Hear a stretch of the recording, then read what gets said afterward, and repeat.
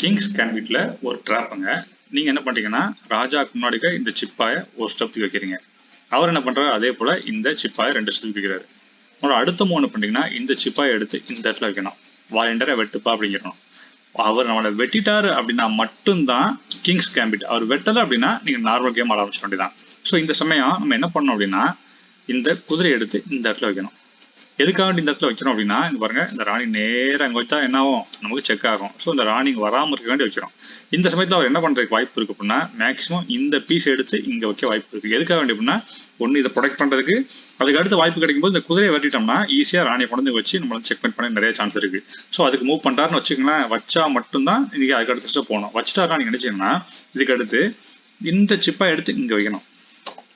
இப்போ அவர் என்னெல்லாம் பண்ண வாய்ப்பு இருக்குன்னா ஒன்று நம்ம அட்டாக் பண்ணலாம், இன்னும் இதை எடுத்து வச்சு ப்ரொடெக்ட் பண்ணலாம், இதை வச்சு ப்ரொடெக்ட் பண்ணலாம், எதுனாலும் பண்ணலாம். இது எல்லாமே நம்ம வந்து ஃபுல் வீடியோவில் டீட்டெயிலாக எக்ஸ்பிளைன் பண்ணிப்போம். இப்போ ஒரு வேரியன்ட் மட்டும் பார்க்க போகிறோம். என்னன்னா இந்த பீஸை எடுத்து இங்கே வைக்கிறாரு.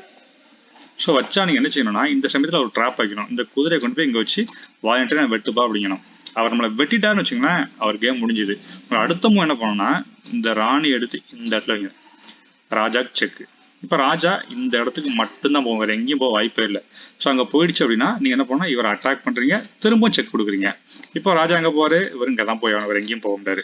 ஏன்னா சப்போஸ் இவர் போகிறதுக்கு நிறைய இடம் இருக்குது, இப்படி எங்கேயாவது மாறி போயிட்டாரு அப்படின்னா நீங்கள் ராணி அட்டாக் பண்ணிக்கலாம். அதனால் கட்டாயம் ஒரு பின்னாடி தான் போவார்.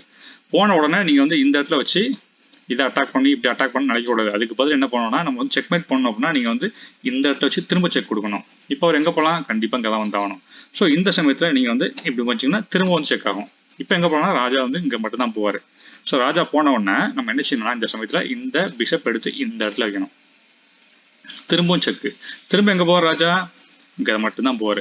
நம்ம என்ன செய்யணும்னா இதை இங்கே வச்சு திரும்ப செக் கொடுக்கணும். இப்போ என்ன ஆச்சு அப்படின்னா இந்த டோட்டலாக இந்த ஃபைலை விட்டே ராஜா வந்து தள்ளி கொண்டு வந்துட்டோம், எங்கேயுமே போக முடியாமல் கொண்டு வந்துட்டோம். அதனால தான் நம்ம வந்து இந்த மாதிரி மூவ் பண்ணிட்டு இருக்கோம். ஸோ இந்த சமயத்தில் ராஜா அங்கே போவோம், கண்டிப்பாக இங்கே மட்டும் தான் போவார். இந்த சமயத்தில் நம்ம என்ன செய்யணும் அப்படின்னா இதை இந்த இடத்துல அடிச்சு திரும்ப செக்கு. இப்போ ராஜா இங்கே தான் போயாகணும், இங்கே போவார். நம்ம அடுத்த மூவ் வந்து ராணியை கொண்டு போய் நேராக இந்த இடத்துல வச்சு திரும்ப செக்கு. திரும்ப ராஜா அங்கே போகும், அந்த இடத்துல ரிட்டர்ன் போயாகணும்.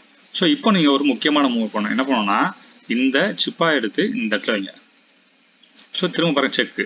இப்போ பாருங்க ராஜா வந்து எஸ்கேப் ஆகிறதுக்கு இடமே இல்லை. அப்போ என்ன பண்ணலாம், ஒன்லி இந்த ராணியை மட்டும் தான் உடஞ்சி வைக்க ஒரு வழியே இல்லை. ராணி அங்கே வைப்பாங்க, நீங்கள் என்ன பண்ணலாம் இதை வச்சு அடிச்சிங்கன்னா அவ்வளோதான் செக் மேட். இங்கே பாருங்க இங்கே ஓப்பன் ஆகிடுச்சு, எங்கேயும் எங்கேயுமே போக முடியாது, இதையும் அட்டாக் பண்ண முடியாது.